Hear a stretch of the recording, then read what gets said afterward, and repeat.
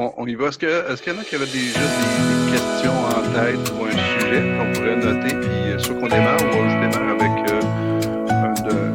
oui, Marie-Noël. Merci tout le monde d'être ici pour la discussion.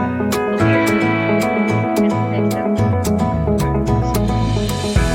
Une petite question. On disait que le thème était intergénérationnel. Oui. À propos de quoi intergénérationnel? Ah, et voilà, ça c'est le fond de la rencontre. Excellente question. Il y a plusieurs questions que je vais amener justement. C'est pour faire un lien, si on veut, c'est favoriser, si on veut, le lien intergénérationnel. Mais pour y arriver, ben, on doit se poser des questions. Qu'est-ce qui va nous amener à une compréhension entre les générations? On a un nouveau participant, Hector? Hectos. Bonjour Hectos. Oui, bonjour. Bonjour, vous nous entendez bien? Oui, j'entends très bien. Super. OK. Donc, c'est ça. Donc, pour favoriser les liens intergénérationnels, ben, il faut se poser des questions. OK? Et puis, c'est un peu à ça que l'atelier d'aujourd'hui va mener. C'est, en bref, c'est un peu identifier le gap, le vide, si on veut, entre les deux générations, entre les générations. C'est aussi simple que ça. Est-ce que ça répond à ta question? Allô, moi? Paul-Antoine? Paul-Antoine? Oui. Ça répond à ma question? Probablement. On verra. Ça dépendra des questions. Bon, excellent. Je vais en poser une immédiatement. Je démarre la discussion. OK? Pour favoriser les liens intergénérationnels, on parle de collaboration entre les générations. Hein? Collaboration pour pouvoir se comprendre. Puis, moi, je demande, la collaboration entre les générations, qu'est-ce que ça pourrait apporter à chacune des personnes? Si je pourrais démarrer, peut-être? Bien, oui, avec plaisir. La question est posée à moi. Alors, pour moi, ce que ça a donné, l'expérience des... Voilà. On a fait, l'année passée, une expérience avec les gens du quartier des générations et les gens du CHSLD. Donc, on a pris un groupe de l'école dans le quartier, des jeunes de 11-12 ans qui partaient du primaire au secondaire. Donc, des enfants de 11-12 ans, des gens du quartier des générations, donc quelques bénévoles, et on avait 18 étudiants et 9 résidents du CHSLD. Donc, si je me fie à la question 1 que Marie-Noël nous a circulée, la perception des aînés sont-ils vraiment différents des jeunes, etc. Donc, quand on a préparé cette réunion-là,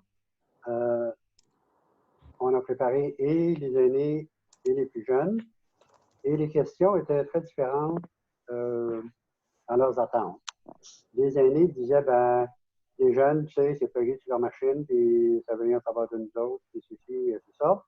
Alors, on leur a dit, écoutez, faites attention parce que vous pouvez être surpris ou surprise de la réaction que vous allez engendrer dans la discussion. Les jeunes ont été un peu plus ouverts parce que quand on leur a proposé à la classe, une classe de 18 étudiants, le professeur avait dit, ben, si j'en ai 9 sur les 18 qui viennent, ça va être beau. Et les 18 ont sauté dessus sur l'occasion pour venir. Donc, on a fait des tables rondes, on a fait des discussions, 2 étudiants avec un aîné. Et sur les 3 réunions qu'on a eues, on avait prévu 1 heure de discussion. On les a arrêtés à 1h45 à 2 heures à chaque fois. Parce que la discussion ne voulait pas lâcher. Et alors, on avait des jeunes de 11-12 ans, comme je disais, et des aînés qui allaient jusqu'à 96 ans. Alors, ça, c'est des aînés en CHSLD qui sont plus alertes et qui ont besoin de stimulation intellectuelle. comparativement à d'autres à qui on va juste aller venir accompagner ou nourrir. Mhm. Donc, quelques petits exemples, c'est que et on a préparé des questionnaires. On a fait des questions préparées, puis on s'est partagé d'un groupe à l'autre avant les rencontres. Mhm. Donc, alors que les aînés avaient pensé que les jeunes s'étaient toujours branchés, la première chose que les jeunes ont dit, c'est absolument pas. On lit les nouvelles par les journaux, on écoute les nouvelles avec nos parents. Nos tablettes, nos téléphones, ça nous sert comme outil de recherche, comme outil de jeu occasionnel, mais on ne lit pas sur nos tablettes. Alors, ça en a beaucoup surpris. Et de là, ça a fait que les plus vieux ont été plus réceptifs à la discussion et embarqués dans la discussion. Donc, juste une discussion en particulier, parce qu'à l'école où on avait choisi les étudiants, une des aînées du groupe avait ouvert cette école-là en 1931 à sa première année. Donc, quand c'est venu sur le sujet de dire, bon, ben, votre école, c'était quoi? La dame a exprimé ce qu'elle avait vécu à cette école-là en 1931, les cours séparés, les portes séparées pour les garçons et les filles, les ci, les ça. Et c'était toute une éducation pour les jeunes qui, en même temps, leur a occasionné de poser toutes sortes de questions. Ils sont curieux, ils veulent savoir qu'est-ce qu'il y avait. Et à la fin de la troisième session, une des étudiantes qui a 12 ans, très allumée et tout ça, ferrée en histoire, la même madame qui avait débuté à l'école en 1931, à quelques reprises, elle disait, ben, tiens, matin, je me sens un peu fatiguée, ça me tente peut-être pas. Ben, je dis, on vous voit après le lunch, si ça vous tente, on y va. C'était elle qu'il fallait arrêter le plus souvent, comparé aux autres, parce qu'une fois engagée dans la discussion, sortie de son ennui, de sa chambre seule sur l'étage, elle embarquait. Et elle a vécu la crise de 1966 et la jeune était très au courant de ce qui s'est passé en 1966. Donc, la discussion qu'il y a eu entre ces deux-là est absolument phénoménale. Et on voit à ce moment-là qu'il n'y a pas de distinction entre plus vieux, plus jeune. C'est un partage d'informations, c'est un partage de connaissances. C'est réaliser que, oui, on voit le changement, mais on a les mêmes ambitions. Parce que les jeunes demandaient ben, comment c'était à l'école quand vous aviez notre âge, quelles étaient vos ambitions de vie, qu'est-ce qui a été réalisé, qu'est-ce qui n'a pas été réalisé, qu'est-ce que vous auriez voulu vivre différemment. On parle de jeunes de 11-12 ans. Fait que les aînés qui pensaient que les jeunes n'étaient pas intéressés aux plus vieux ont été très agréablement surpris. Donc, moi, quand je suis venu vivre au quartier des générations, on parlait d'un environnement plurigénérationnel et développement social et tout ça, c'est là que je vois, dans le peu de temps qu'on est en existence, et avec ce qu'on fait des groupes comme aujourd'hui, Cana, les nouveaux arrivants, les jeunes de David, les générations, c'est des barrières artificielles qu'on s'est créées au cours des années. Il est tellement facile de les briser. Et donc, moi, je veux absolument poursuivre la discussion dans ce sens-là. OK. Moi, j'aurais une question pour vous. Oui. Ce que j'en comprends, là, lorsque vous avez organisé des rencontres, on parle d'une génération des jeunes de 11 à 12 ans. C'est fin du primaire, début du secondaire, probablement secondaire. Oui, c'est ça. Fin du primaire, ils avaient déjà fait leur choix où ils en allaient au secondaire. OK. Ce que j'en comprends, là, c'est qu'il semble que les préjugés, en tout cas, semblaient venir plus des aînés envers les jeunes que l'inverse. Est-ce que je me trompe? J'ai peut-être souligné les préjugés plus côté des aînés parce que je faisais partie du groupe qui a préparé les aînés à la discussion. Les professeurs des jeunes qui ont préparé les jeunes à la discussion. Donc, je n'ai pas eu connaissance, première main, des préjugés qu'il aurait pu y avoir de leur côté. OK, d'accord. OK. Est-ce que vous avez tenté l'expérience avec des ados ou des pré-adultes, là, des gens qui s'en allaient du secondaire au cégep?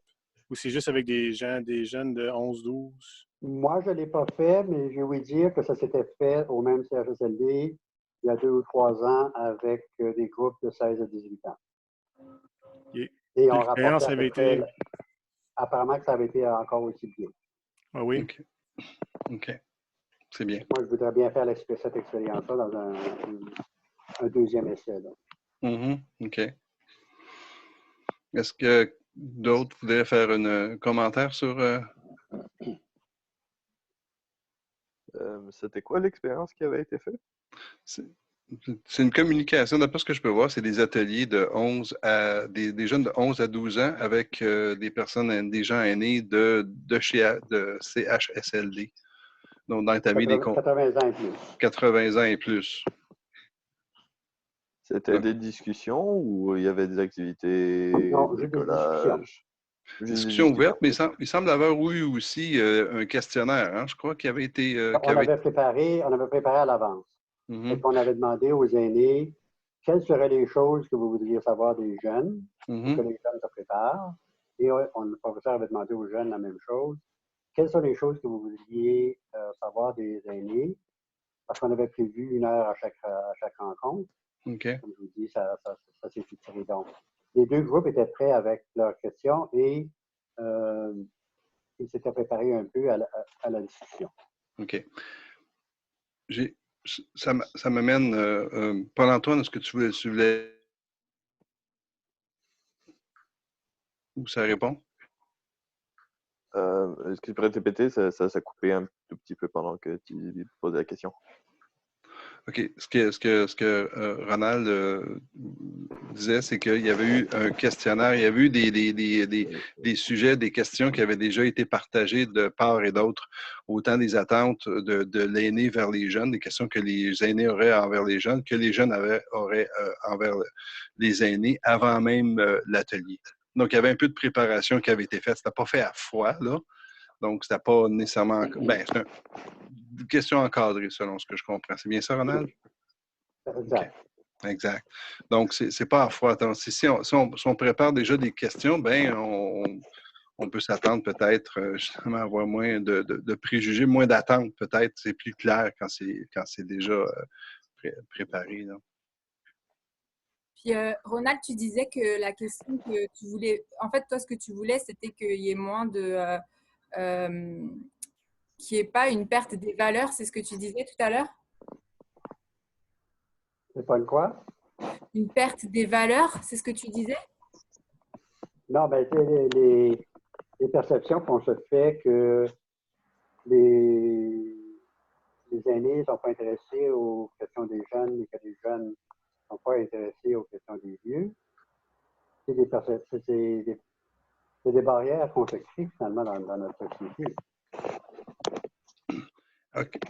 Ce que je comprends, c'est que dans l'exercice que vous avez fait, vous avez démontré qu'il y a une communication qui est relativement facile à faire entre les aînés et les jeunes, puis que les barrières, dans le fond, les barrières intergénérationnelles qu'on se crée sont artificielles. Est-ce que c'est bien ça?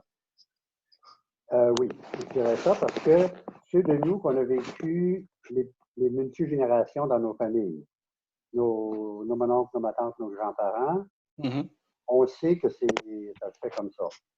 Mais aujourd'hui, dans les plus jeunes, surtout que dans ce groupe-là, on avait plusieurs nouveaux arrivants ou deuxième génération, donc les familles éparpillées à tous les coins du globe. Il n'y a pas ce lien familial. Donc, on l'a recréé avec la famille qu'on a autour de nous à ce moment-là. C'est assez facile, finalement. Okay. Si on parle de préjugés entre les générations, parce qu'on semble-t-il qu'on se fait des barrières artificiellement, là, mais les questions sont toujours posées à l'ensemble des participants et participantes. Hein? Donc, si on veut identifier des préjugés, là, on a des préjugés, on en a tous, hein, et le but de l'exercice dans notre vie, je présume, en tout cas pour moi, c'est de tenter d'éliminer tous les préjugés et puis d'apprendre le plus possible des personnes que je vais rencontrer dans ma vie. Mais si on veut identifier les préjugés, là, est-ce que, selon votre expérience, là, est-ce que, moi je pose, avant je vais poser la question, est-ce que la plupart des intervenants et intervenantes, vous avez déjà eu des discussions ou des ateliers avec des générations, soit plus jeunes ou plus aînées? C'est une question générale à l'ensemble des participants et participantes. Bon, je suis pasteur André. Est-ce que vous me suivez bien? Oui. Oui. OK, merci beaucoup. C'est vraiment une très bonne causerie. Je vous remercie de l'avoir préparée. Et je voudrais plutôt classer le conflit dans 3 catégories. Okay. Les plus jeunes, c'est-à-dire les enfants entre 2 ans et 6 ans avec leurs parents, et puis les jeunes avec les vieux, et puis le vieux entre eux.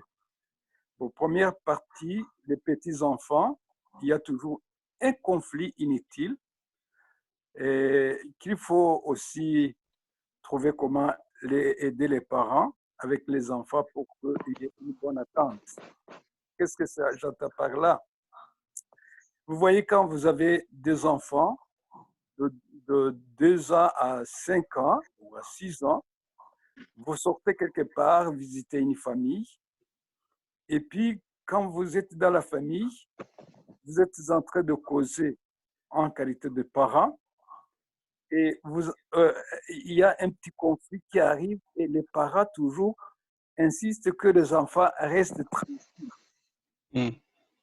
Rester tranquille pour un enfant, c'est vraiment se mêler dans sa liberté.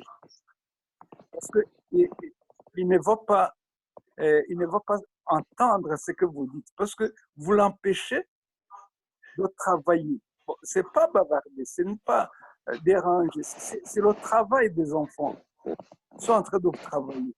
Et vous travaillez parce que vous êtes en train de causer, vous avez des idées à échanger, mais les enfants n'ont pas des idées à échanger.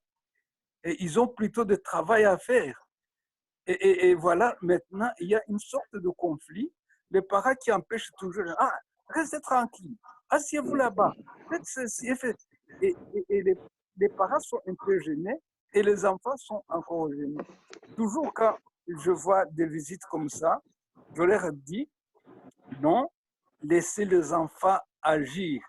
Trouvez leur lieu de travailler et vous travaillez parce que vous êtes en train de causer, de voir vos projets, de vous entendre entre vous. Laissez les enfants et aussi s'épanouir. Vous voyez, il y a ce conflit inutile et les uns ne veulent pas entendre les autres et vice-versa. Ça, c'est un petit conflit en premier lieu. Deuxième conflit, c'est entre les parents, bon, c'est-à-dire les aînés et les jeunes. Et ce conflit vraiment semble éternel et inutile. Parce que il y a quand j'ai parlé aux aînés, on a causé beaucoup. Il y avait des pasteurs et d'autres qui étaient en retraite dans des différents travaux. Alors, je leur disais, vous gênez pour rien parce que il y a ceux qui souhaitent, et beaucoup le souhaitent, ils souhaitent arriver à votre âge. Ils se posent des questions. Est-ce que vraiment, en qualité de jeunes, deviendrons-nous un jour aussi mûrs que vous, adultes comme vous, âgés comme vous? Et ils souhaitent avoir, bon, ils apprécient plutôt cette période des aînés parce qu'ils se demandent si vraiment ils vont vivre jusqu'à là. Et il y a les aînés qui eux aussi ne sont pas contents de leur âge. Ils souhaitent plutôt reculer encore, revenir derrière. Il y a toujours ce conflit de vouloir être ce qu'on n'est pas au lieu de se contenter de ce qu'on est. C'est pourquoi il y a quelqu'un qui dira, si les jeunes savaient, les aînés pourront. Et et les jeunes, ils n'ont pas traversé une école d'expérience pratique. Mais les aînés, ils ont rencontré beaucoup de difficultés. Ils ont réussi à s'en sortir de temps à autre. Ils savent comment ils s'en sont sortis. Et ils ont une bonne expérience à impliquer dans les jeunes. Mais les jeunes, et ils se vantent qu'ils sont sages, ils sont intelligents, ils sont quoi, mais ils n'ont pas l'expérience pratique. C'est la pratique qui manque.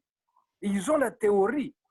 Et c'est pourquoi, avec la causerie comme ça, s'il y a une bonne entente entre les deux, ils vont se compléter au lieu de se séparer. Voilà mon idée, pourquoi j'apprécie. Bref, c'est ce que j'ai à vous dire. Oui, oui. C'est un peu paradoxal comme situation, je dirais, parce qu'on veut que les jeunes fassent leur expérience, on veut qu'ils puissent s'exprimer, on veut les écouter. On parle des aînés envers les jeunes, mais on veut aussi, en tant qu'aînés, de partager notre savoir, de partager l'expérience, puis de devenir des mentors auprès des jeunes. C'est un peu paradoxal de dire, faites votre expérience parce que ça vous appartient, on vous écoute, mais en même temps, j'aimerais ça vous partager mon expérience puis devenir un mentor. Je pense qu'il y a comme un petit conflit là, qui se crée. Là. C'est dire, ben, est-ce que je peux faire ma propre expérience ou il va falloir que je suive la tienne? C'est un peu paradoxal, mais bon, c'est un peu ça. Hein? Je sais que dans certaines cultures, dont au Japon, le savoir des anciens est très respecté. C'est très important dans la famille. Ici, en Amérique du Nord, du moins au Québec, les anciens, on ne les écoute pas tellement, j'ai l'impression. Est-ce que je me trompe? Pardon, encore une fois. J'ai dit, ici, là, si je regarde un peu la culture comme au Japon, les aînés sont très respectés au Japon. Hein? Ils commencent seulement qu'à avoir des équivalents de CHSLD, mais la plupart des aînés sont dans la famille. Ils sont très respectés, ils sont très écoutés. Ici, en Amérique du Nord, je pense que c'est l'inverse. Hein? On ne veut pas écouter les aînés, on ne veut pas qu'on comprenne leur expérience, on ne veut pas qu'ils deviennent des mentors. Pas qu'on ne veut pas, mais j'ai l'impression que les jeunes ne comprennent pas les bénéfices que les aînés pourraient leur apporter. Est-ce que je me trompe? Je ne sais pas, Sylvain, si en général comme ça, par exemple. Bien, c'est ça, je pose la question, parce que moi, c'est ma vision. Oui, on dit les jeunes, il faut les écouter, il faut leur laisser faire l'expérience. Puis en même temps, on voudrait les encadrer aussi avec notre expérience, l'expérience des aînés. Bien, la façon que j'ai compris ce que le pasteur expliquait un petit peu en expliquant l'implication ou bien les causeries entre jeunes et adultes, parce que j'ai bien compris ce que vous avez expliqué, pasteur, c'est que vous disiez que c'est important de laisser aussi les jeunes s'exprimer à leur façon, de ne pas toujours intervenir de façon à les discipliner ou quoi que ce soit, de leur laisser vivre leur moment. Fait qu'en vivant leur moment, c'est là qu'ils prennent de l'expérience. Puis, non. Je voulais dire... J'ai mal compris? Oui, j'ai bien compris, mais ce n'est pas ce que je voulais dire. Je voulais tout simplement expliquer qu'il faut qu'il y ait une bonne entente entre les deux camps. OK. C'est une bonne attente parce que si les enfants sont en train de jouer, cherchez comment les comprendre, comment les aider. Ou bien, au lieu de les arrêter et rester les bras croisés alors qu'ils ne sont pas à mesure de suivre votre causerie, il faut leur trouver une chambre et ils vont jouer là-bas. Il faut suivre. C'est une bonne attente. Et là, vous restez tranquille et les enfants vont aussi être contents de ce qu'ils sont libres. Je n'ai pas dit un conflit entre les deux, mais j'ai plutôt voulu dire qu'il faut y ait une bonne entente et qu'ils se comprennent mutuellement. Dans votre propre expérience à vous, face à des situations qui peuvent être similaires à ce que vous nous expliquez, comment ça se passe dans votre quotidien, ou est-ce que vous vivez des expériences qui peuvent ressembler à ce que vous nous avez expliqué, puis de la façon que vous pourriez procéder dans... Non, ce que je suis en train de dire, ce n'est pas dans mon pays, mais c'est en général. C'est partout dans le monde entier. Ça se fait comme ça. Aussi en Europe qu'aux États-Unis, qu'en Amérique, au Canada ou en Afrique, c'est la même chose. Le conflit est toujours relatif. OK. Ouais, moi, c'est général sur la planète, c'est déjà ça. La planète, Parce que exactement. OK. en même temps, on ne rentre pas tous en conflit pour les mêmes situations, puis parce qu'en général, on ne voit pas toutes les choses de la même façon. Fait qu'un conflit peut être un conflit pour quelqu'un, puis pour un autre peut ne pas être un conflit. Mhm. C'est Exact. relatif, ça. C'est ça qui fait une différence. Puis comme vous l'expliquez que dans certains pays, comme Sylvain expliquait aussi au Japon, ben, certains conflits ici deviennent des conflits, mais au Japon, c'est pas un conflit, c'est une réalité. Mhm.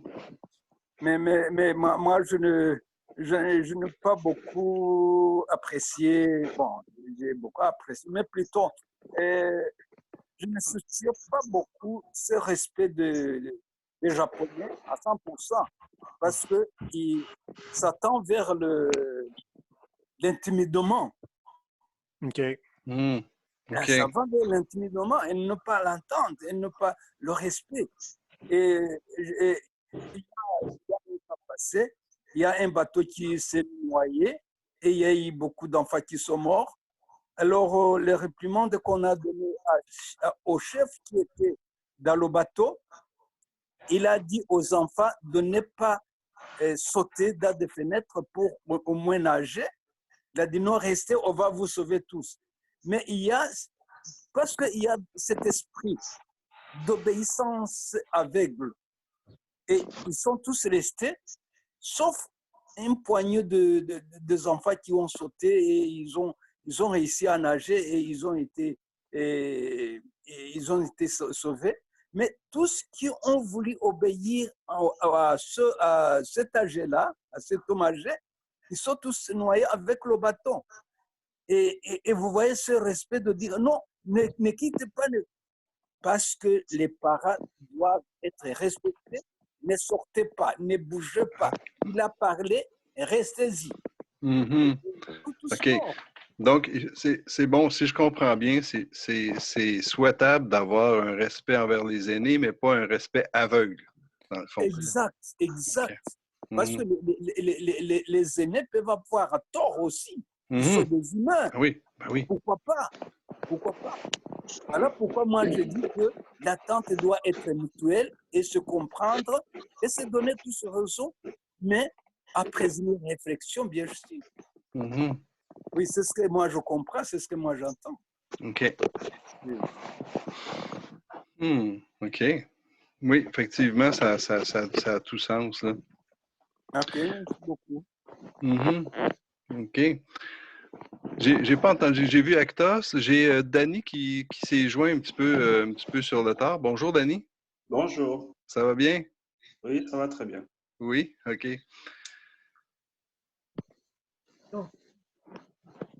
Euh, donc, Sylvain, oui, oui.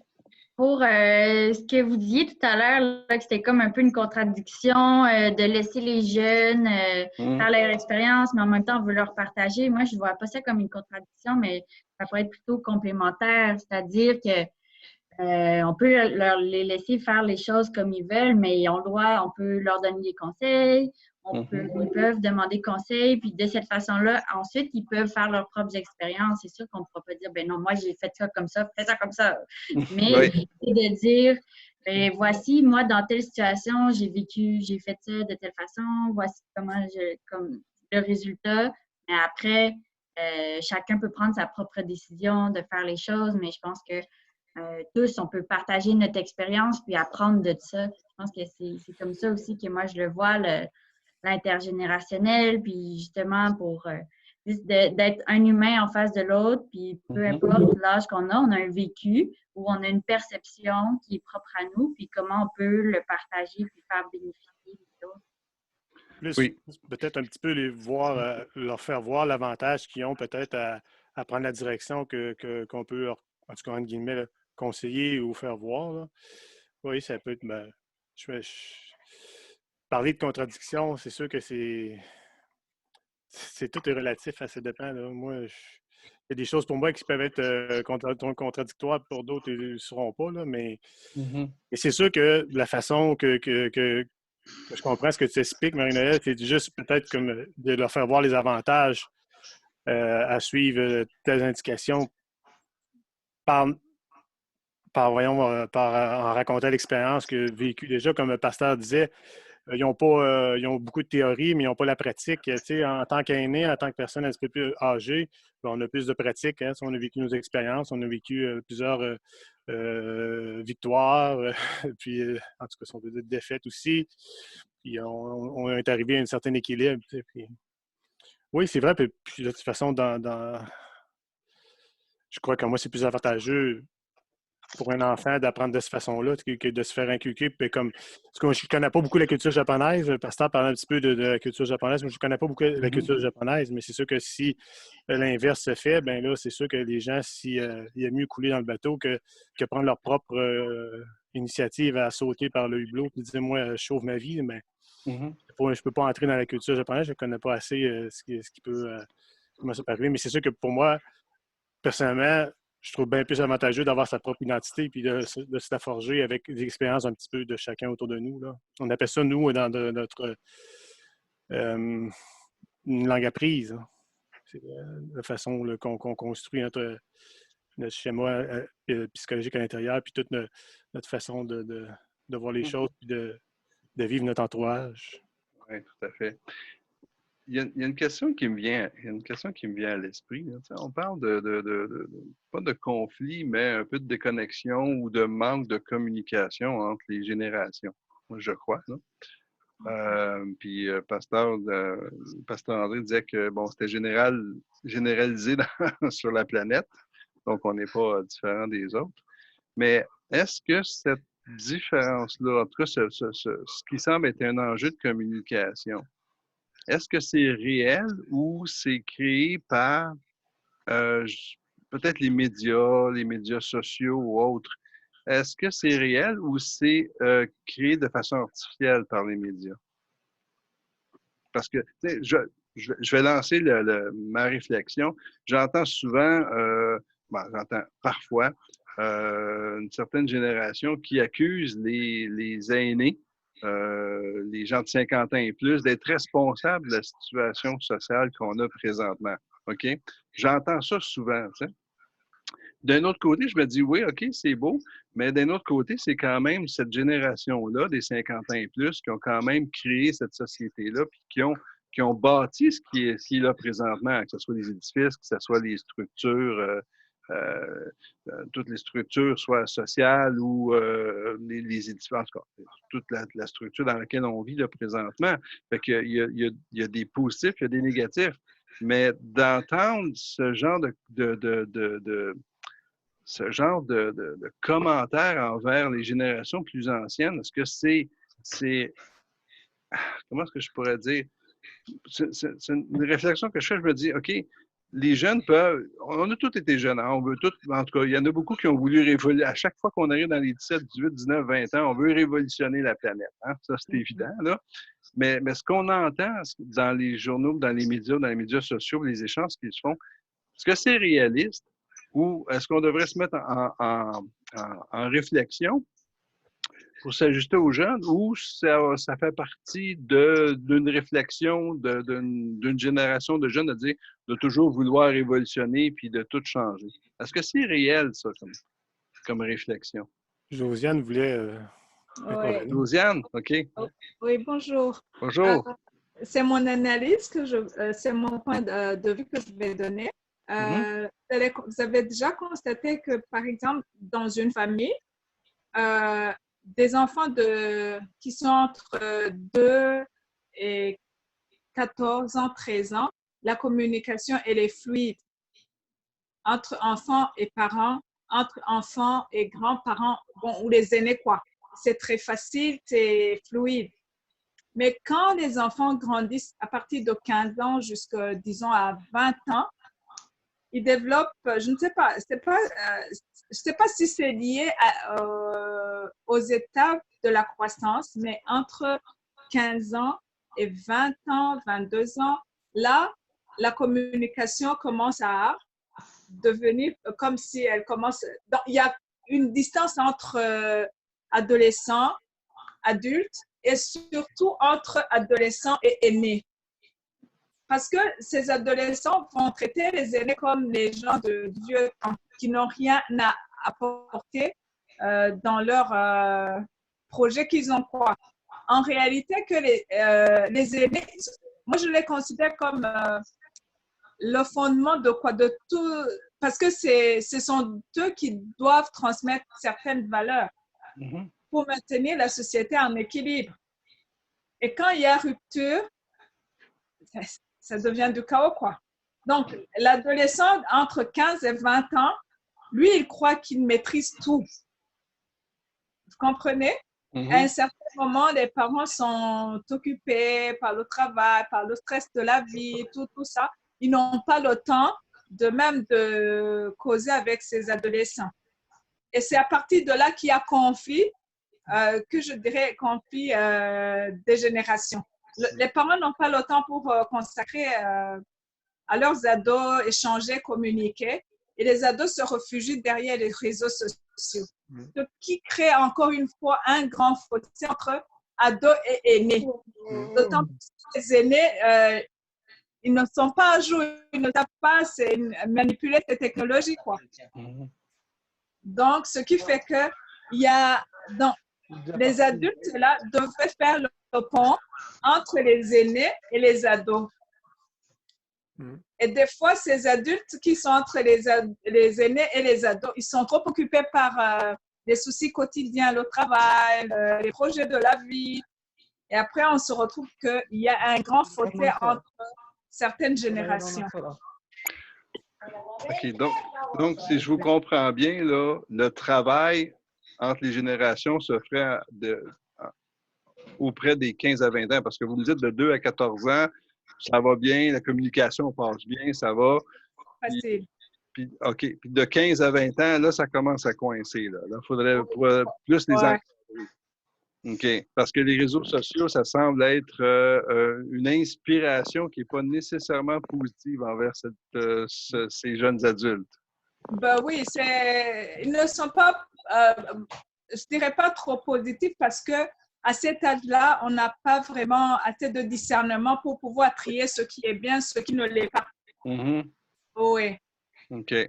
C'est là où l'aîné devrait intervenir par ses expériences pour faire son rôle de mentor, accompagner ces jeunes dans leur choix.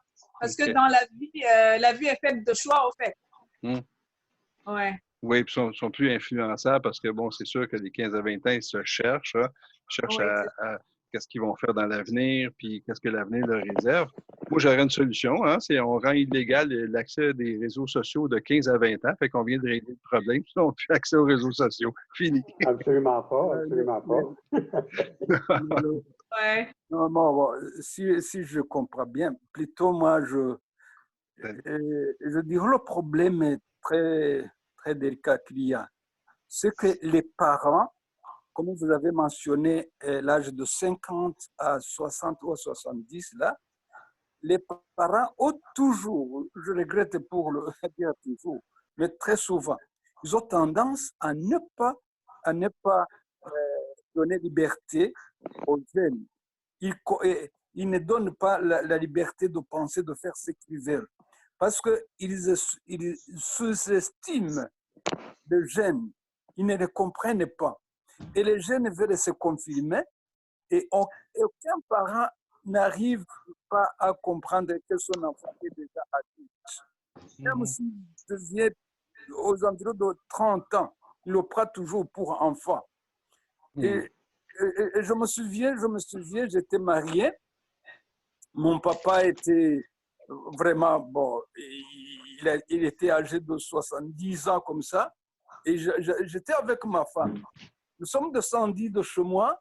On allait traverser un petit ruisseau qui avait des bois au travers là-dessus. Et puis, le papa m'a appelé. Il était très, très loin. Il a dit, ah, passez, attention.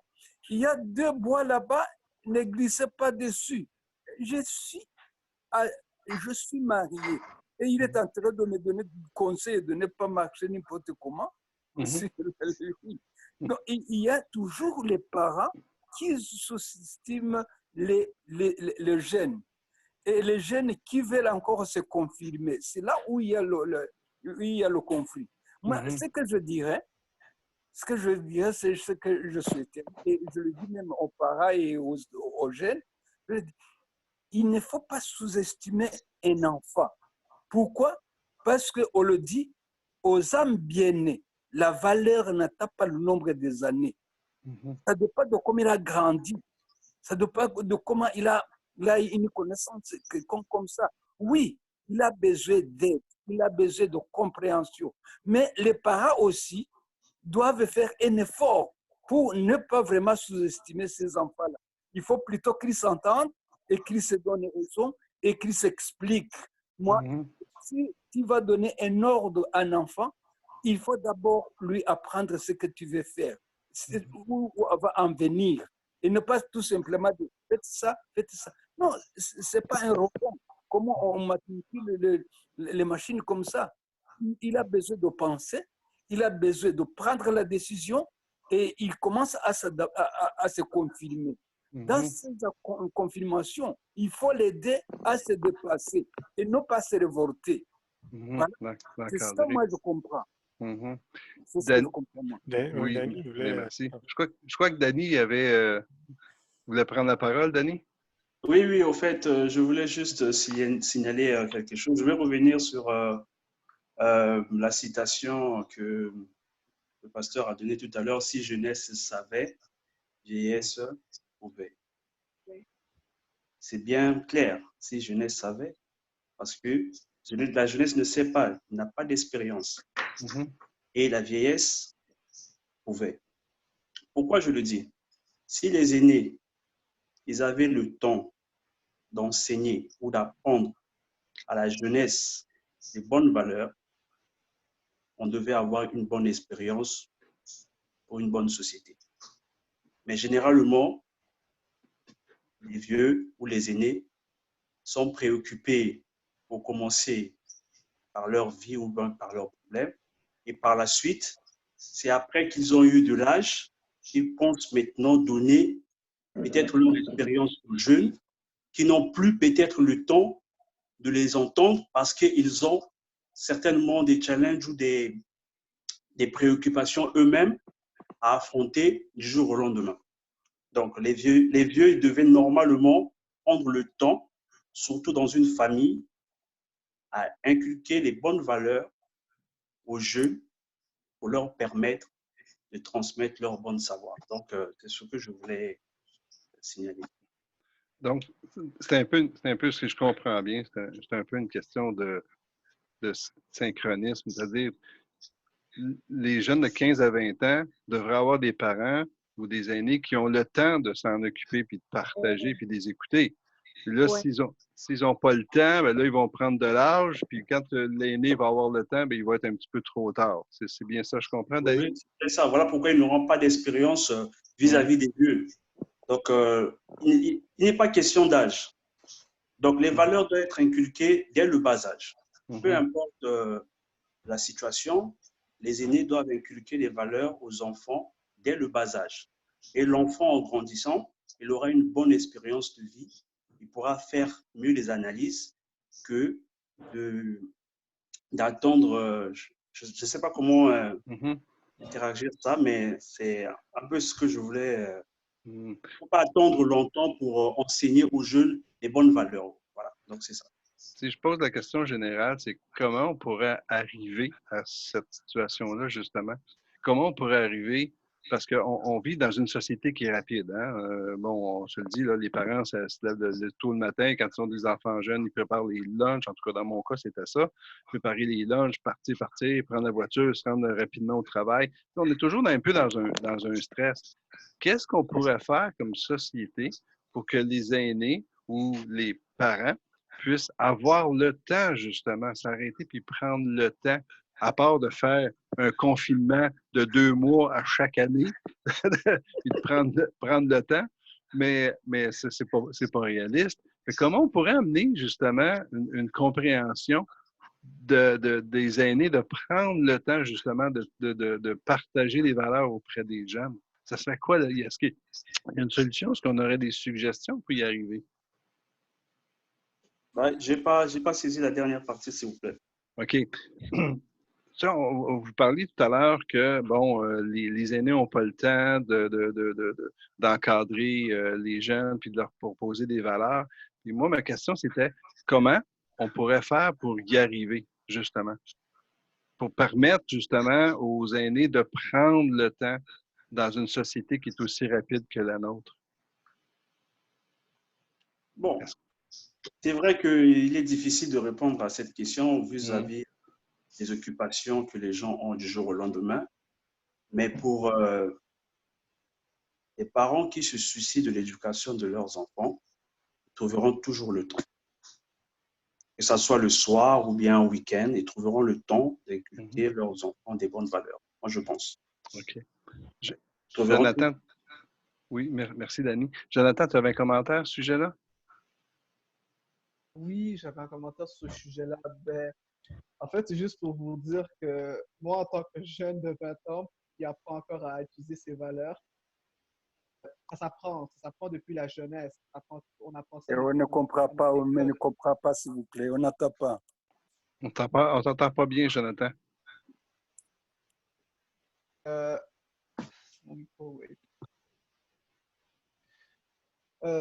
Moi, en tant que jeune de 20 ans, je peux comprendre le point de vue de dire genre qu'on n'a pas de valeur et tout ça, mais en vérité, on en a depuis qu'on est jeune, on en a depuis qu'on est kid, avoir des valeurs. Genre, ça s'apprend, c'est une affaire qui s'apprend, on continue encore à s'apprendre aujourd'hui. Même aujourd'hui, je continue encore à apprendre des valeurs, des nouvelles choses. Et c'est ça qui est beau pour la jeunesse, c'est qu'on continue à apprendre. C'est qui le meilleur prof, mais c'est eux qui ont appris avant nous. C'est-à-dire, genre, les autres générations avant nous.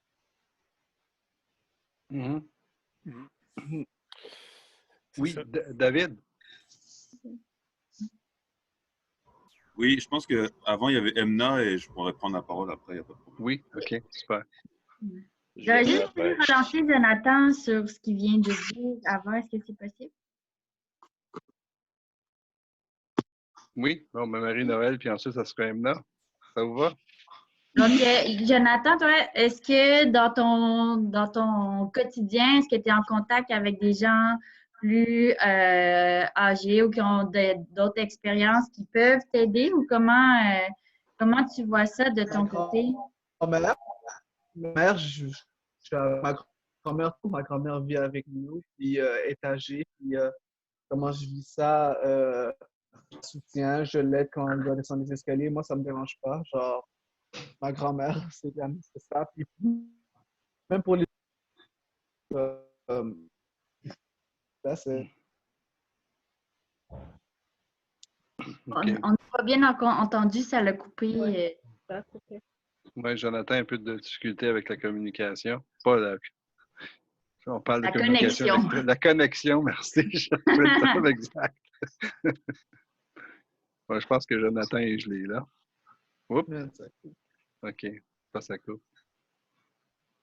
Okay, je crois que ce que Jonathan disait, ce que j'ai bien compris, c'est qu'il vit avec sa grand-mère, fait qu'il y a quand même une certaine communication avec les aînés qui pourraient l'aider et l'encadrer. Je pense que c'est ce que j'en ai compris. Je pense que ça fait partie d'une solution pour répondre à la question que vous posiez. C'est justement un contact rapproché au quotidien. Est-ce qu'ici, on a perdu cet élément-là? Il y en a que je pense qu'il y a des grands-parents qui sont très impliqués dans la vie de leurs petits-enfants, mais il y en a qui n'ont pas nécessairement cette chance-là. C'est de ne pas avoir de contact au quotidien. Peut-être que ça change aussi nos perceptions. Oui, tout à fait. Emna, tu avais un commentaire?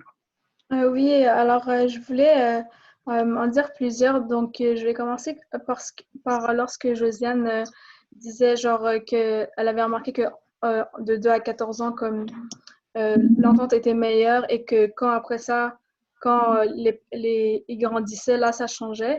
Ben, c'est justement, je pense que c'est vraiment lié avec la croissance, dans le sens que peut-être les adultes ou ils vont être contents ils ont plus la place du rôle de mentor. Parce que là, c'est comme quand tu es jeune, justement, tu vas forger, tu te cherches et tout, donc tu te fies vraiment sur les plus grands que toi. Donc là, les grands, ils retrouvent qu'est-ce qu'eux, ils veulent donner, et les jeunes, ils ont ce qu'ils veulent recevoir. Et là où est-ce qu'il commence à avoir un conflit, c'est justement lorsque là, le jeune a besoin de vraiment aller à sa propre identité. Et donc, comme aussi Jonathan disait, c'est sûr qu'on a des valeurs et nos valeurs, on les prend justement de quand on est petit, quand on a commencé à forger. Mais après ça, c'est juste qu'on va les mettre de côté. Et après ça, on doit aller voir qu'est-ce que nous, est-ce qu'on garde ça ou on ne garde pas ça. Je pense que, comme on dit, on va dire, dans une société où est-ce je fais un parallèle où est-ce on est multiculturel et tout, je ne sais pas, il y a comme une phrase qui dit on doit regarder ce qui nous unit plutôt que ce qui nous divise. Donc, moi, je pense que le point qui nous unit, c'est le fait que les adultes et les aînés sont déjà passés par qu'est-ce qu'on passe et que nous, c'est vraiment là maintenant qu'on le vit. Donc, moi, le point commun que je vois qui peut unir pour que les deux s'entendent, c'est se dire, OK, mais lui, il est peut-être plus âgé, mais il a vécu ce que j'ai vécu. Fait que même si c'est différent, il sait quand même les sentiments, c'est quoi. Parce que moi, je pense que de génération en génération, oui, le contexte change, mais je pense qu'il y a quand même toujours des sentiments, des émotions similaires. Donc, peut-être que ça peut être un point sur lequel on peut penser là, pour voir comment une connexion entre les deux.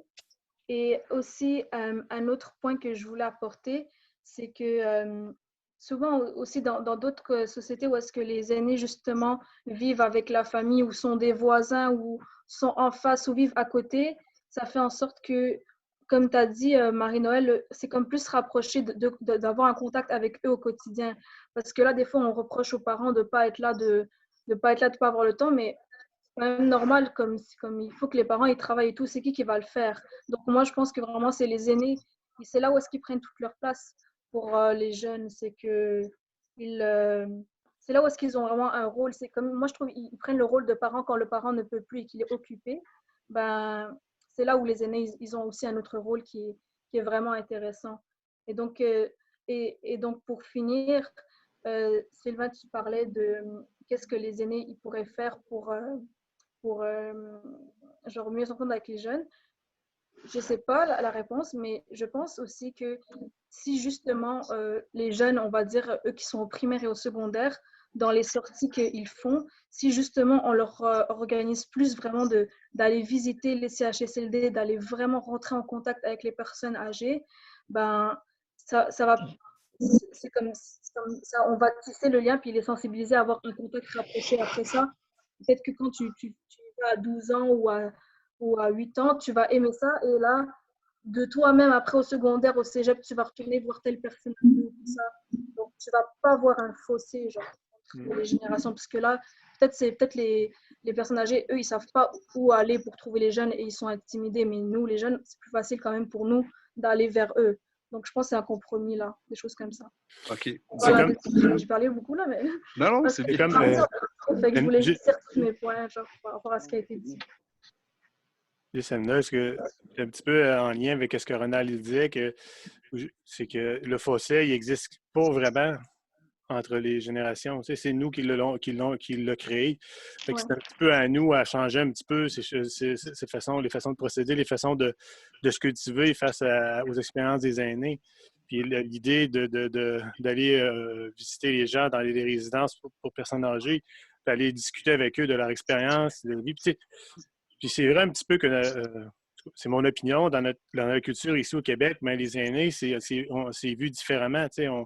C'est rare que les gens vont aller s'asseoir avec des aînés pour avoir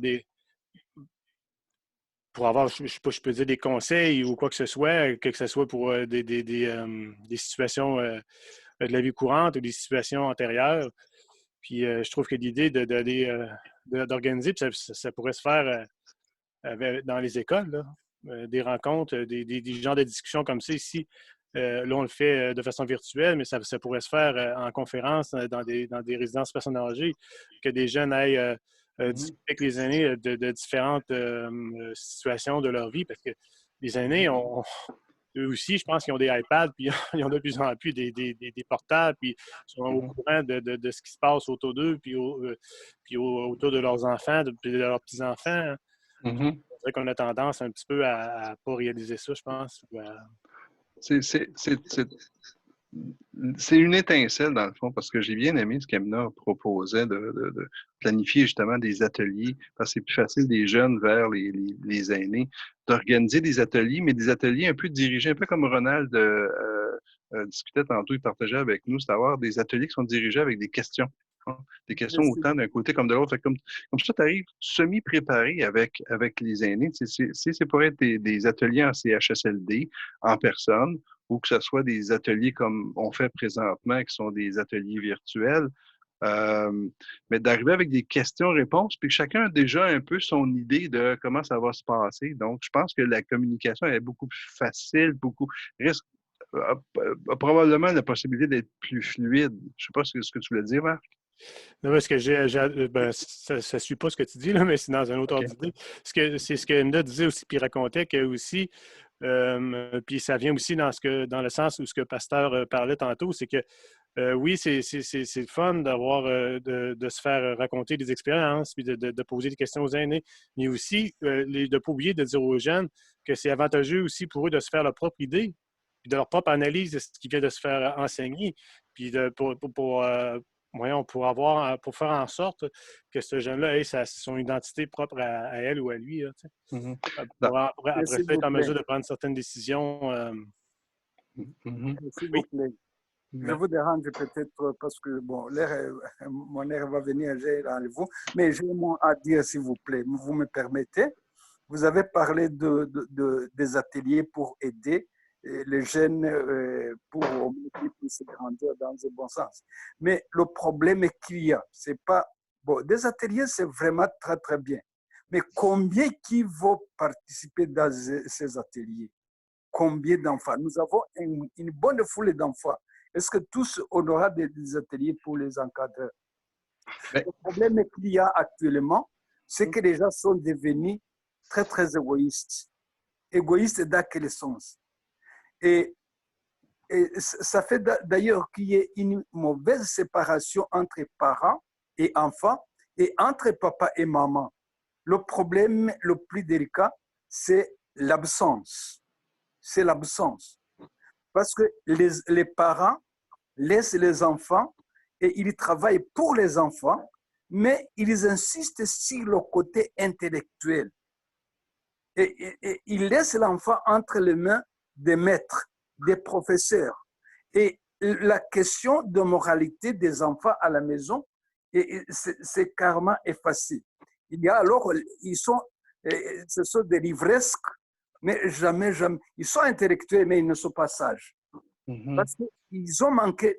Les parents n'ont pas eu le temps, c'est ce que je dis égoïste. Le soir, quand ils entrent à la maison, ils sont fatigués parce qu'ils ont travaillé pendant le jour. Ils ont besoin de prendre un verre, ils ont besoin de se reposer. Et l'enfant, il a passé toute la journée à l'école, il est fatigué. Et tout le monde qui arrive à la maison, il veut dormir, il est fatigué.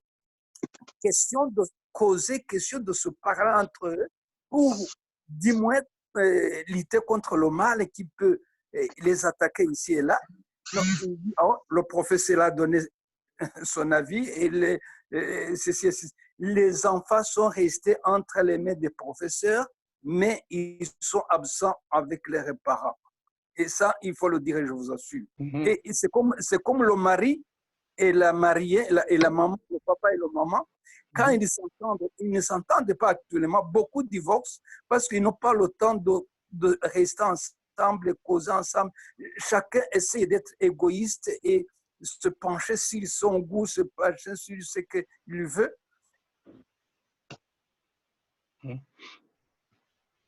On ne vous entend plus. Ah, on vient de perdre le micro du pasteur. André, on ne vous entend plus.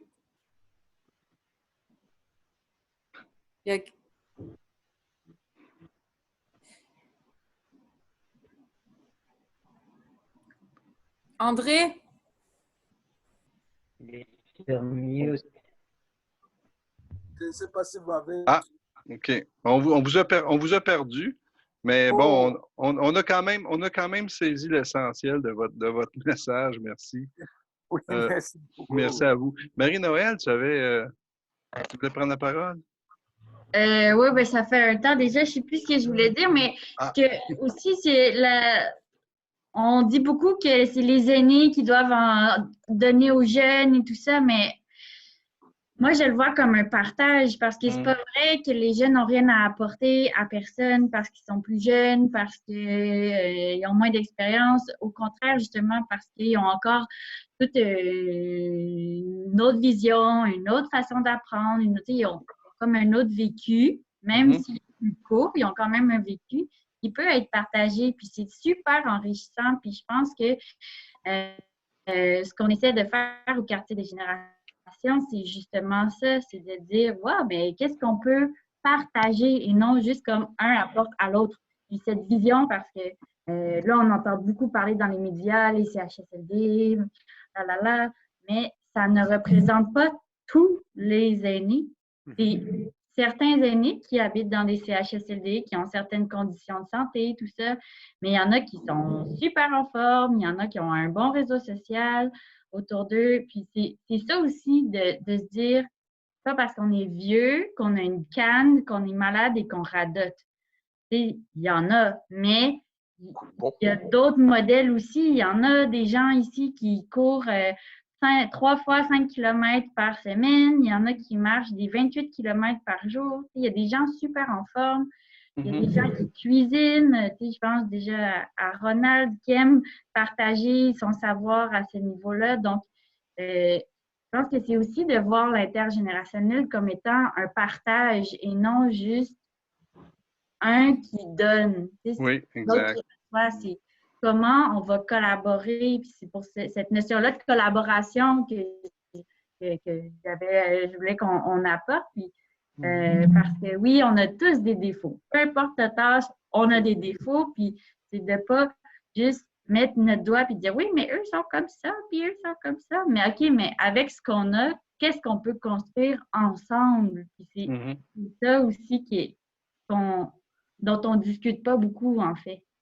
On parlait beaucoup. Excuse-moi. Je ne parle pas juste de nous, mais je parle en général. Oui, en général, je l'avais compris. Puis c'est ça, c'est les bénéfices qui sont bidirectionnels. Hein? Ce n'est pas seulement que des aînés vers les jeunes. C'est bidirectionnel parce qu'il faut y avoir une écoute qui soit des deux côtés là, de la clôture, comme on pourrait dire. Là. Fait que oui, les jeunes ont moins d'expérience que les personnes aînées, mais ils ont une vision fraîche, justement. Ils ont des idées nouvelles. C'est souvent novateur. Puis je pense que ça vaut la peine de s'écouter des deux côtés. Hein? Mais c'est bien que Marie-Noël apporte cet aspect-là aussi, c'est important, parce qu'on a beaucoup parlé de valeurs, là, tu sais, depuis le début de la causerie qu'on a, des discussions qu'on a, on parlait beaucoup de valeurs que les aînés peuvent transmettre aux plus jeunes, là, mais l'inverse qui est différente là, peut être fait aussi des jeunes versus aux aînés. Là. Oui. On a perdu Emna, je crois. Oui, elle a envoyé un message pour dire qu'elle devait quitter. OK. On remercier, elle était bien contente. Ah, bon, OK, c'est génial. Bon. J'ai essayé de donner mon... en fait, c'est ça, Marie-Noël a vraiment dit en partie ce que je voulais dire il y a de ça 15 minutes.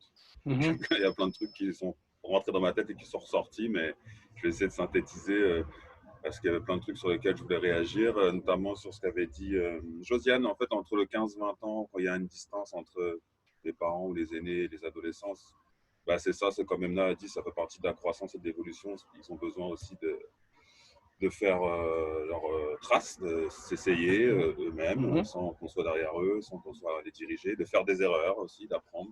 Je pense que ça passe par là aussi, l'expérience. Je pense que ce qui agace les jeunes, ou du moins ce qui m'agaçait quand j'étais jeune, c'était quand j'avais... moi, je ne parle pas nécessairement d'aînés, mais l'intergénérationnel, pour moi, c'est à différents niveaux. Ça peut être quand j'avais 15 ans, quelqu'un de 30 ans ou autre. C'est ça l'intergénérationnel, finalement. C'était les plus vieux qui me forçaient à faire comme eux avaient fait. Alors que c'est imposer ça comme ça, en fonction de ma personnalité ou de ce que je veux ou de mes valeurs, ça ne fonctionnait juste pas. Ça, c'est très agaçant. Alors, j'ai beaucoup aimé ce qu'a dit Marie-Noël sur l'échange, le partage. Moi, j'ai 35 ans, j'ai peut-être plus d'expérience qu'un gars de 70 ans, moins qu'un gars de 15 ans. Ça ne veut rien dire au final, c'est juste une question d'expérience et d'apprentissage. Et moi, j'ai rencontré des jeunes de 14-15 ans qui m'ont vraiment éduqué sur certaines choses, sur certaines valeurs.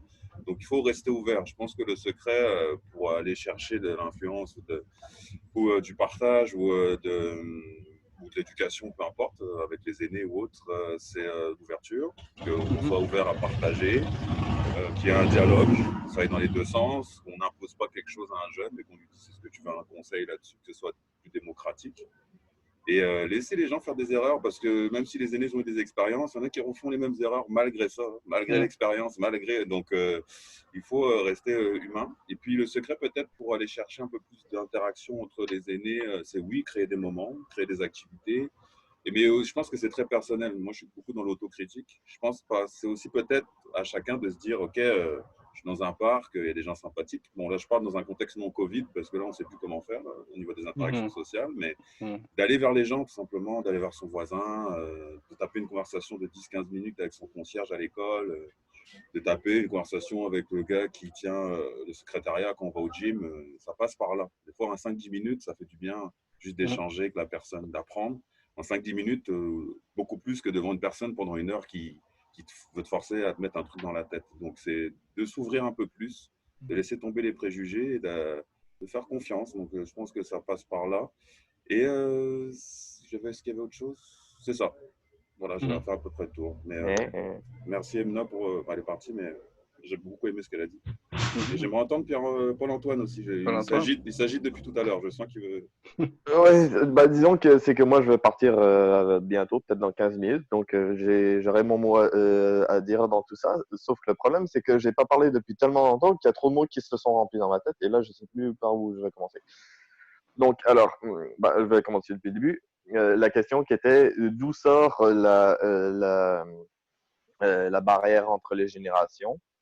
Et je trouve qu'elle est souvent imposée de manière sociétale, mais aussi de manière assez naturelle, parce que souvent, les parents ont une tendance à s'occuper de leurs enfants. Les enfants, eux, quand ils vont à l'école, même d'une année à l'autre, les gens vont à l'école et ils ne parlent pas forcément aux gens qui sont plus vieux ou plus jeunes que eux. Ce qui est assez étrange parce qu'on parle souvent des vieux qui ont des préjugés envers les jeunes ou les jeunes qui ont des préjugés envers les vieux. Mais quand on y pense, c'est pas des choses qui se passent de manière différente comparée au reste de la société, parce que même dans un contexte où, par exemple, quand les gens vont à l'école, les personnes d'un certain âge vont avoir des préjugés pour les personnes qui ont genre juste une année de moins que eux. Ce qui fait qu'à la fin, ça change pas énormément. Donc, c'est sûr qu'il y a un mouvement un peu plus général que je pense qu'il est dans les médias qui a un certain préjugé envers les vieux. Ça, je pense que je suis d'accord avec ça.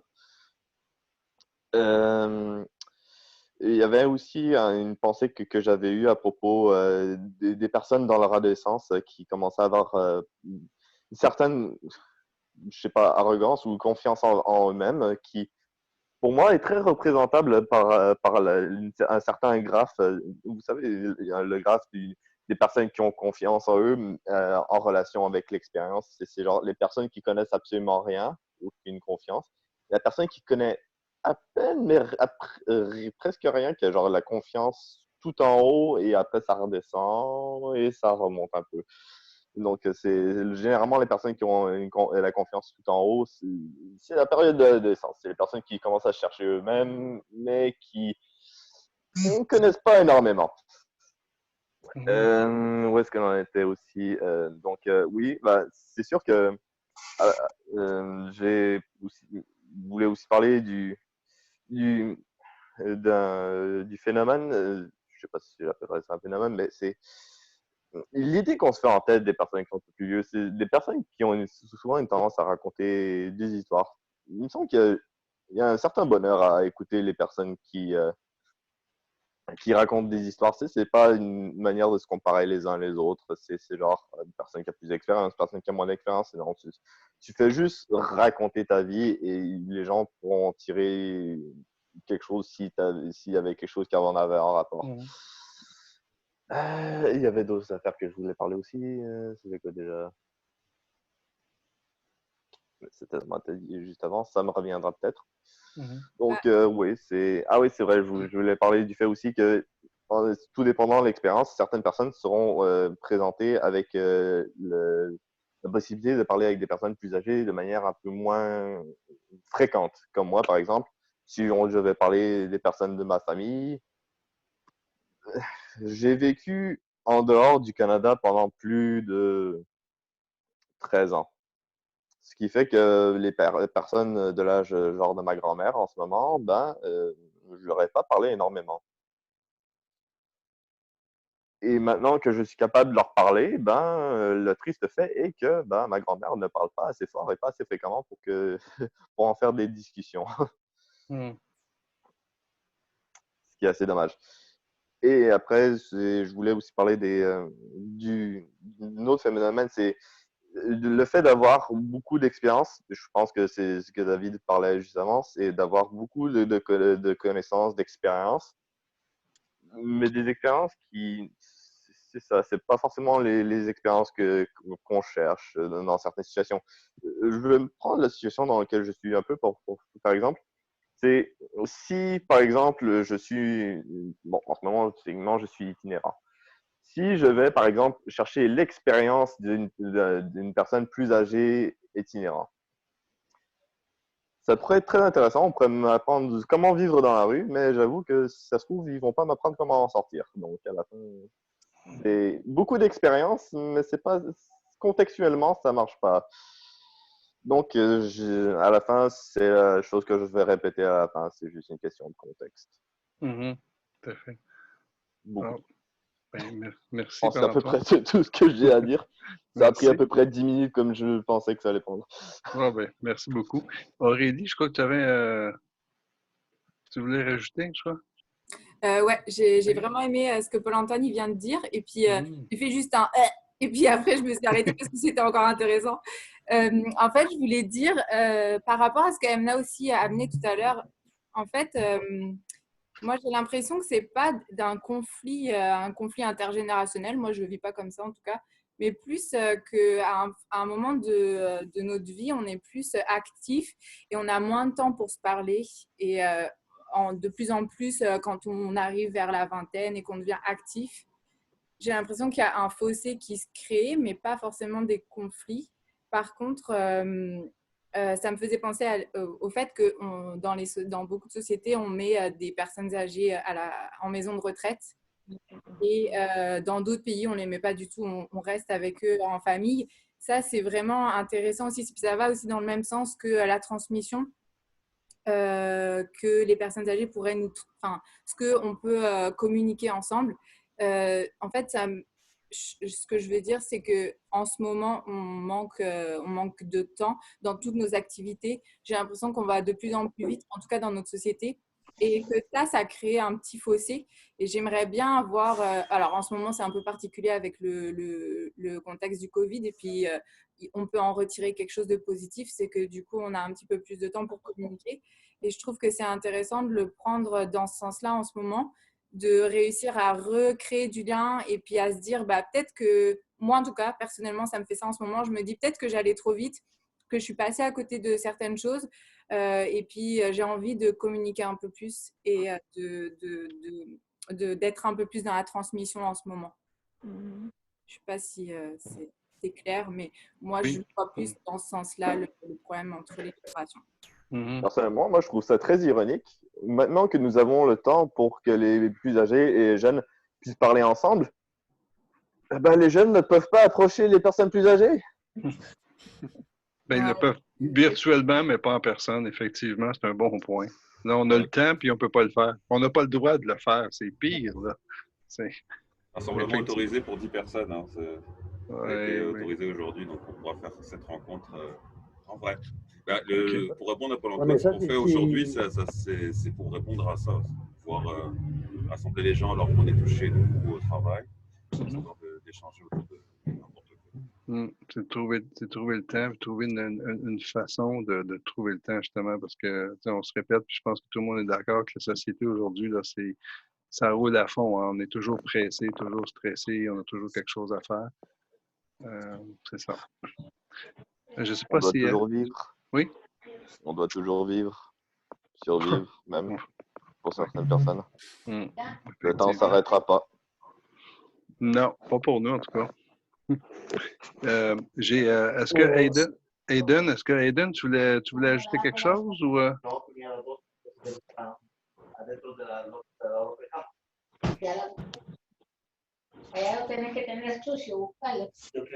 pense qu'Aiden a des petits problèmes Oui. d'Internet. La dernière fois, ça faisait la même chose avec lui. Avec Jonathan? Bon. Vas-y, Aiden. Non. Aiden? Je vais essayer de lui envoyer un petit message privé. OK, c'est bon. les aléas du Zoom. OK. Donc, moi, ce que j'en retiens, c'est... Ça avait l'air de vouloir dire quelque chose. Oui. C'est un peu par rapport à la différence à avoir entre les jeunes et les plus âgés. C'est que, genre...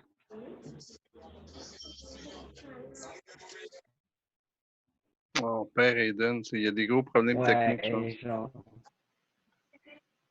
Ça se peut que ça soit un peu plus lent.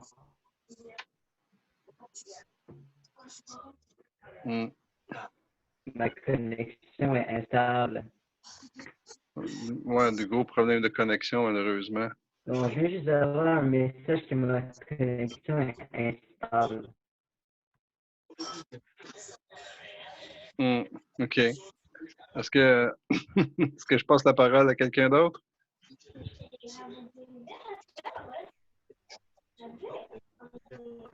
Non? OK, bon, on perd Aiden, là. Je pense qu'on a trop de problèmes techniques, là. Donc, ce que j'en retiens, moi, en tout cas, pour les chances qu'on a, c'est, on a eu des propositions de AMNA, de faire, exemple, de proposer des ateliers là, dans les écoles auprès des CHSLD.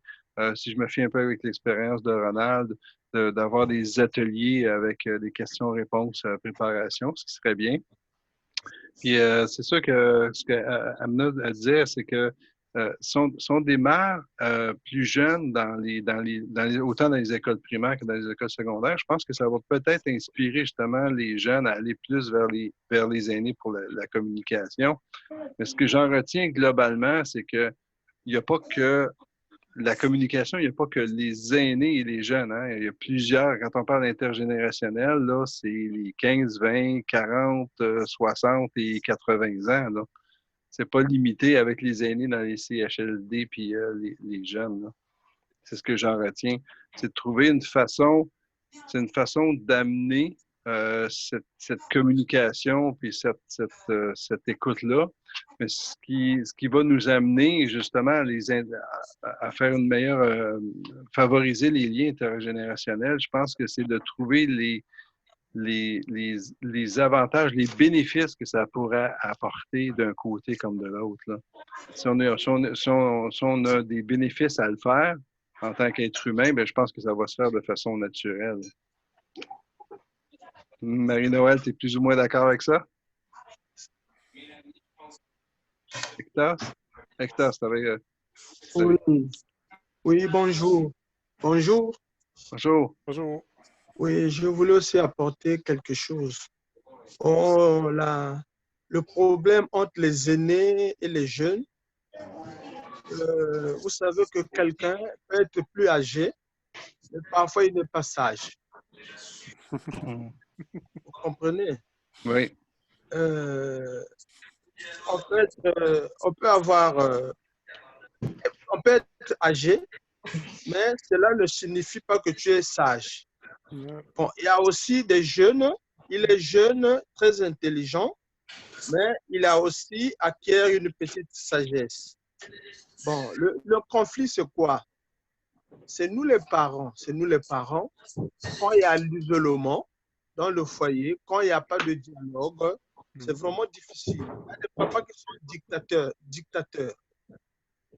Et ils ne laissent pas le temps aux enfants de s'exprimer. En réalité, nous en Afrique, un vrai papa, il doit jouer deux rôles. Le premier rôle, en tant que papa, on doit être agneau, tolérant, écouter ce que l'enfant veut dire. Et deuxièmement, si l'enfant, la voie qu'il veut prendre là, cette voie n'est pas bonne, on peut prendre la chicotte. Ça, c'est nous en Afrique.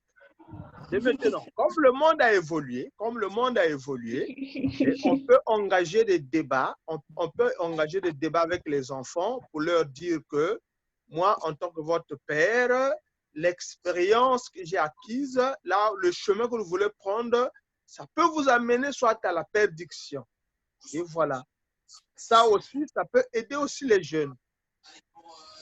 Il y a aussi des parents irresponsables. Il y a aussi des papas qui sont irresponsables. Tel que moi, pour mon cas, j'ai quitté mon pays et c'était bon, c'était difficile. C'était difficile. J'ai quitté mon cas. Il fallait quitter le pays. Mais là où je suis, je me trouve ici. Je ne sais pas qu'est-ce qui se passe avec ma petite famille, mon épouse et les enfants. Donc, voilà. Donc, tellement la communication est coupée. C'est vrai que de temps en temps, parfois, on cause, mais puisqu'il n'y a pas la cohésion, on n'est plus ensemble. Ce que les enfants sont en train de faire, ça peut aussi causer préjudice. Ça peut aussi amener les enfants de s'orienter, de mal être orientés. Donc, il y a aussi tout ça. Donc, surtout la cohésion, les jeunes et les aînés. Il y a d'abord ça. Parfois, il y a aussi l'influence. Parce que nous, les parents, parfois, nous voulons influencer les enfants. Or, ça ne peut pas aussi marcher. Donc, je crois bien, c'est ce que je tenais à donner comme contribution. Bien, merci beaucoup, Hector. Marie-Noël semblait tout à l'heure en désaccord avec... David semble avoir quelque chose à dire. Non, oui, je veux juste, parce que j'ai demandé à Aiden de m'écrire ce qu'il voulait dire, vu que sa connexion ne marche pas, donc je vais juste vous lire son propos. Okay. Alors, il dit, c'était par rapport à la distance entre les jeunes et les personnes plus âgées. C'est une bonne chose que les aînés peuvent encadrer les jeunes, mais ces derniers recherchent à être indépendants. Les jeunes sont en pleine quête identitaire, il faut leur laisser la liberté d'avoir leur propre expérience. Mais ça n'empêche pas aux aînés de leur porter conseil et de les guider. Donc, merci Aiden pour ça. Cool. Voilà. Je voudrais personnellement terminer aujourd'hui, parce que moi je vais quitter dans quelques minutes, avec une belle devise qui a été dit: le temps fait plus de vieillards que de sages. Effectivement. C'est l'âge, la sagesse n'est pas nécessairement... L'âge n'est pas nécessairement gage de sagesse. Merci Paul-Antoine, en tout cas. Merci Paul-Antoine. On se voit demain. Bye bye. Okay. Bye. Au revoir. Au revoir. À la prochaine. OK, Marie-Noël, je te remets la parole encore parce que ça m'intrigue de savoir. Ça va pas m'éclipser. Ben, c'est pas parce que quelque chose semble logique que ça va se faire naturellement. Parce qu'on n'a pas tous la même logique. Puis, des fois, on a besoin d'un coup de pouce pour X raisons. Des fois, c'est parce que ça n'a jamais été fait avant ou que c'est plus fait ou qu'on ne sait pas comment le faire. On n'a pas les contacts nécessaires. Donc, des fois, on a besoin d'un coup de pouce ou de se rassembler, de discuter de l'idée puis de décider ensemble d'agir. Au lieu de dire « Ah, ben ça va se faire », parce que si on avait… Ça, c'est mon opinion, mais si on repose toujours sur « ben c'est la chose logique à faire, fait que ça va se faire ben, », des fois, on resterait… c'est un peu la pensée magique. Des fois, c'est le fun de flirter avec la pensée magique parce qu'on est un peu dans le déni. Et ça l'aide à, des fois, juste accepter l'idée. Mais à un moment donné, il faut prendre action. Oui, c'est ça. Il faut rester dans l'action, effectivement. Puis avoir aussi un plan d'action. Hein? C'est bien beau de dire on pourrait faire ça, on devrait faire ça, mais c'est quoi le plan? C'est ça. Effectivement. Marc? Oui. Tu avais un commentaire?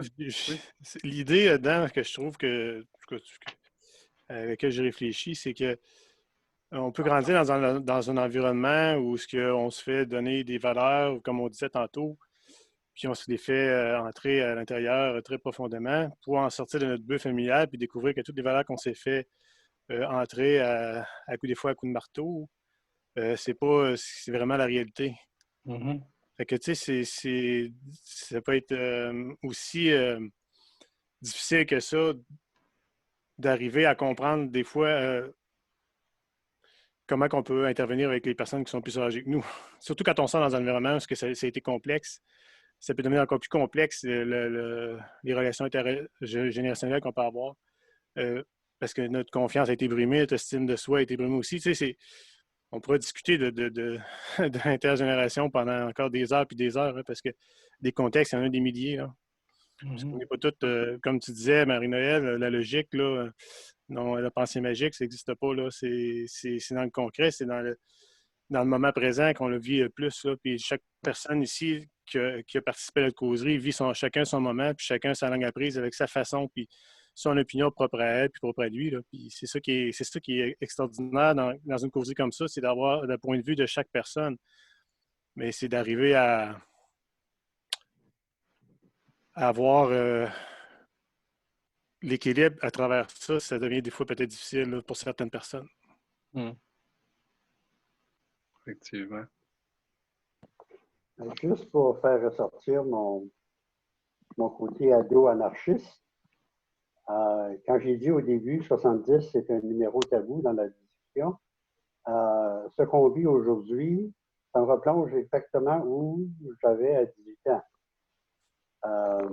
À 72, ce qu'on me fait vivre comme confinement, je me sens comme un ado qui veut vivre les bras encore. Parce que on en a vu des crises, des pandémies et on y est passé. Mais pour rester dans l'esprit de la discussion intergénérationnelle, c'est vrai que, comme Marie-Noël disait, c'est pas chronologique, c'est pas nécessairement biologique non plus. Et quand Josiane parlait tantôt, ça me rappelait exactement ce que je vivais entre 15 et 20 ans où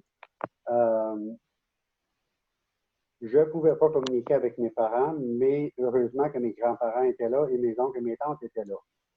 Donc, ma grand-mère maternelle a été ma meilleure conseillère et a été la meilleure intervenante entre moi et mes parents.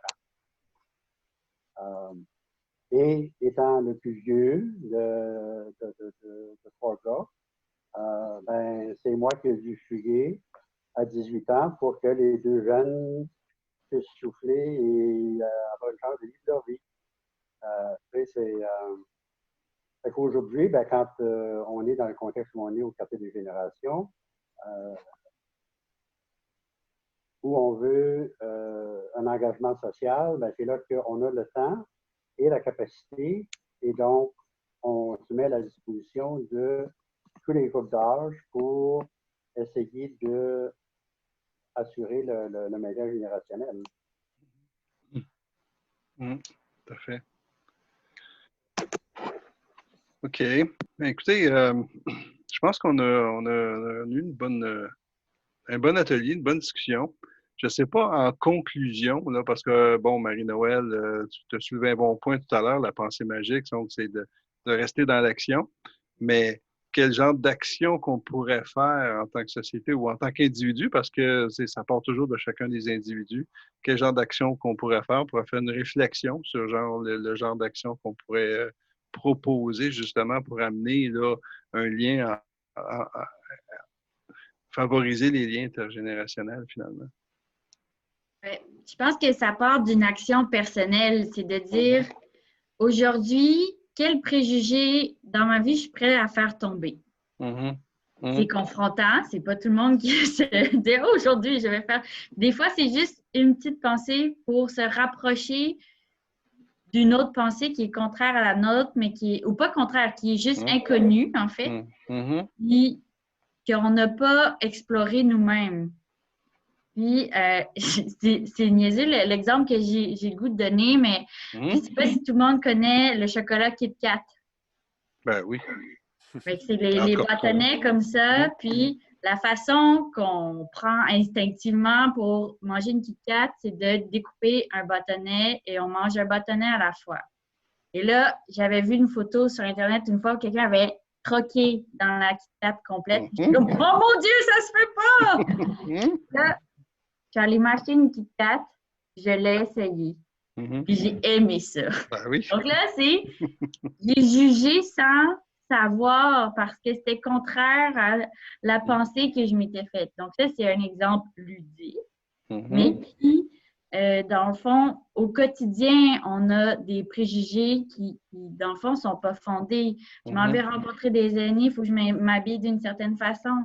Mais pourquoi? Il y en a qui aiment ça, les couleurs. Il y en a qui aiment ça, les trucs funky. Ben oui. C'est tout ça, d'oser dire « Ah, mais finalement, il y a moins de différence que je pensais entre moi et l'autre. » Puis c'est comme, j'ai bien aimé ce qu'Emna a dit aussi, de regarder, mais qu'est-ce qui nous unit? Puis de focusser là-dessus. Puis après, on va trouver d'autres choses qui vont faire qu'on va se croiser puis comme se renforcer. Hein. Oui, favoriser les liens plutôt que les divisions. Fait que se concentrer sur les liens. Puis j'aime bien quand tu dis que tu parlais de préjugés, de réaliser que les préjugés, hein, c'est des pensées carrément irréalistes. Du moins, à mon point de vue, à moi, évidemment. Donc, si je reviens en conclusion, j'aime bien ton point, Marie-Noël, d'être dans l'action, de ne pas avoir peur, de faire tomber nos préjugés, puis de foncer. J'ai bien aussi aimé ce qu'Emna disait, c'était d'amener justement les plus jeunes dans cette pensée-là, de les amener vers les aînés pour que ça crée un mouvement, si on veut. C'est évident que c'est très personnel. Marie-Noël, ce que tu disais, ça commence par chacun d'entre nous, mais il faut quand même un certain mouvement qui s'installe pour que chacun des individus se sente concerné, justement, et qu'il puisse aller de l'avant.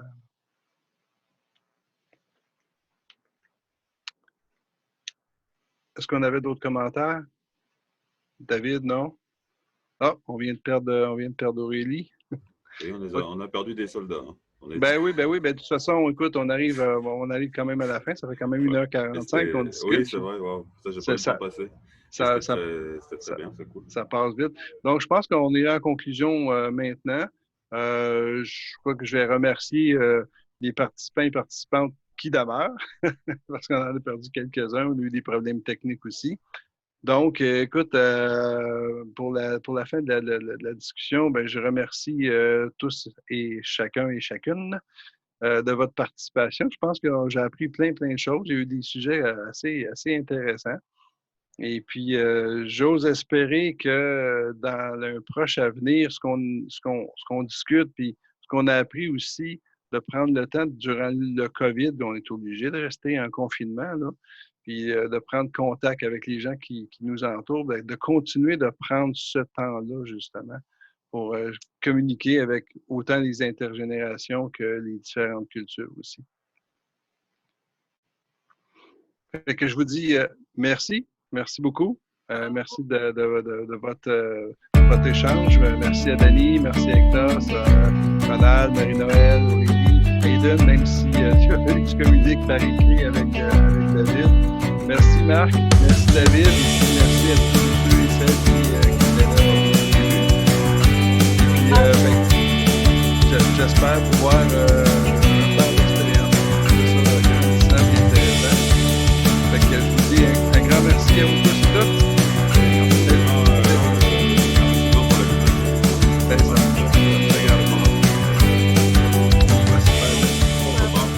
Merci beaucoup. À la prochaine, j'espère. Au revoir. Au revoir tout le monde. Salut. Au revoir tout le monde. Merci.